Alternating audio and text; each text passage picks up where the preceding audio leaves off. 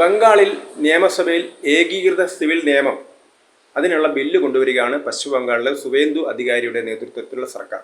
ഈ സമയത്ത് ബംഗാളിലെ പ്രതിപക്ഷം എന്ന് പറയുന്നത് തൃണമൂൽ കോൺഗ്രസ് ആണ്.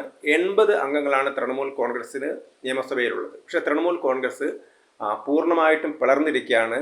മമതാ ബാനർജി ആയിരുന്നു തൃണമൂൽ കോൺഗ്രസിൻ്റെ അനിഷേധ്യായ നേതാവ്. കഴിഞ്ഞ 15 വർഷം അവരായിരുന്നു ഭരണാധികാരി, അവരായിരുന്നു മുഖ്യമന്ത്രി. എല്ലാ ആളുകളും മമതാ ബാനർജിയുടെ അനുയായികളായിരുന്നു. മമതയുടെ ഭരണകാലത്താണ് പശ്ചിമബംഗാൾ ഏറ്റവും അധികം ഗുണ്ടായിസം നടന്നത്. അങ്ങനെയുള്ളൊരു സെൽ ഭരണം, അതായത് പാർട്ടി പറയുന്ന രീതിയിലുള്ളൊരു ഭരണമാണ് അവിടെ നടന്നിരുന്നത്. തൃണമൂൽ കോൺഗ്രസിൻ്റെ നേതാക്കന്മാർക്ക് കട്ട് മണി കൊടുത്താൽ മാത്രമേ സംസ്ഥാന സർക്കാരിൻ്റെ അവകാശങ്ങൾ അല്ലെങ്കിൽ സംസ്ഥാന സർക്കാർ നൽകിയിരിക്കുന്ന പെൻഷനുകളും മറ്റെല്ലാ ആനുകൂല്യങ്ങളും ജനങ്ങൾക്ക് കിട്ടണമെങ്കിൽ തൃണമൂൽ കോൺഗ്രസ്സുകാർക്ക് കട്ട് മണി കൊടുക്കണം എന്നുള്ളതായിരുന്നു കീഴ്വഴക്കം.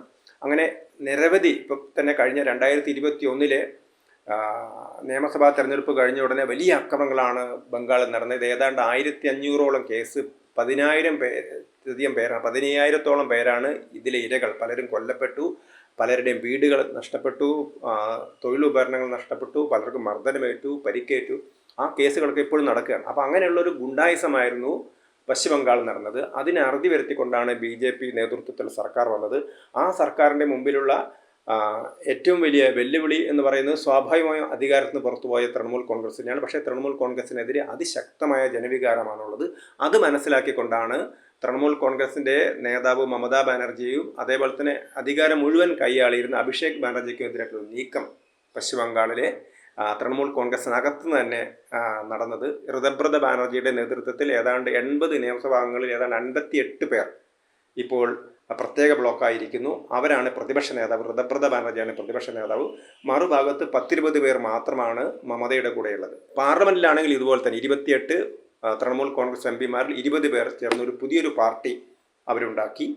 അങ്ങനെ തൃണമൂൽ കോൺഗ്രസിൻ്റെ ഏറ്റവും പ്രമുഖരായ നേതാക്കളൊക്കെ തന്നെ ഇപ്പം മമതാ ബാനർജിയെ തള്ളിപ്പറഞ്ഞിരിക്കുകയാണ്. അപ്പം ഈ ഒരു അവസരത്തിൽ എന്ത് നിലപാടായിരിക്കും പശ്ചിമ ബംഗാളിലെ തൃണമൂൽ കോൺഗ്രസ് ഈ ഒരു ബില്ലിനെക്കുറിച്ച് എടുക്കുന്നത് എന്നുള്ളതാണ് എല്ലാവരും ഉറ്റുനോക്കുന്നത്. കാരണം BJPയുടെ ഒരു പ്രഖ്യാപിത നയമാണ് യൂണിഫോം സിവിൽ കോഡ്. കാരണം രാജ്യത്തൊരു ക്രിമിനൽ നിയമം എല്ലാവർക്കും ബാധകമായിട്ടുള്ളതാണ്. അതേപോലെ തന്നെ സിവിൽ നിയമം എല്ലാവർക്കും ബാധകമായിരുന്ന ഒരു സിവിൽ നിയമം കൊണ്ടുവരണം എന്നുള്ളതാണ് BJP മുന്നോട്ട് വച്ചിരിക്കുന്നത്.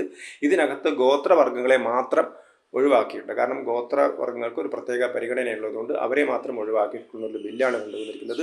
സ്വാഭാവികമായും ഈ ബില്ലിനെ എതിർക്കുക എന്നുള്ള നിലപാടായിരിക്കും തൃണമൂൽ കോൺഗ്രസിലെ 2 വിഭാഗവും ചെയ്യുന്നത്. പക്ഷെ ഇവിടെ നമുക്ക് കാണാൻ കഴിയുന്നത് ആരായിരിക്കും ശക്തിയുക്തം ബില്ലിനെ എതിർക്കുക എന്നുള്ളതാണ്. കാരണം ബില്ലിനെ അനുകൂലിക്കുന്നത് BJPയുടെ ഒരു രാഷ്ട്രീയ നിലപാടാണ്. അതേസമയത്ത് അതിനെ എതിർക്കുന്ന ആളുകൾക്ക്, BJPയെ ശക്തമായി എതിർക്കുന്ന ആളുകൾക്ക് ബില്ലിനെ എതിർക്കാനേ കഴിയും.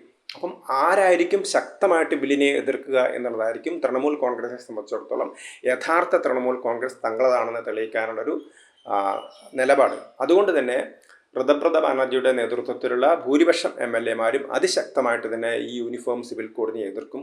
അതേപോലെ തന്നെ മമതാ ബാനർജിയുടെ നേതൃത്വത്തിലുള്ള 10-20 പേര് വരുന്ന MLAമാരും അവരും ഈ യൂണിഫോം സിവിൽ കോഡ് ബില്ലിനെ എതിർക്കുമെന്ന് ഉറപ്പാണ്. BJPയെ സംബന്ധിച്ചിടത്തോളം നിയമസഭയിൽ വ്യക്തമായ ഭൂരിപക്ഷം ഉള്ളതുകൊണ്ട് അവർക്ക് ബില്ല് പാസ്സാക്കിയെടുക്കാൻ കഴിയും. പക്ഷേ BJPയെ അനുകൂലിക്കാത്ത ജനവിഭാഗത്തിൻ്റെ പിന്തുണ ഉറപ്പിക്കാനുള്ള ശ്രമത്തിൽ ആ ഒരു മത്സരം യഥാർത്ഥത്തിൽ ഈ ബില്ല് അവതരണത്തിൽ നടക്കുന്നത് ബില്ല് അവതരിപ്പിക്കുന്ന BJPയും ബില്ലിനെ എതിർക്കുന്ന പ്രതിപക്ഷവും തമ്മിലുള്ള മത്സരമല്ല, മറിച്ച് ബില്ലിനെ എതിർക്കുന്ന കാര്യത്തിൽ തൃണമൂൽ കോൺഗ്രസിൻ്റെ 2 വിഭാഗം എത്രമാത്രം അതിശക്തമായിട്ട് ഏറ്റുമുട്ടുന്നു എന്നുള്ളതാണ് നമുക്ക് കാണാൻ കഴിയുക.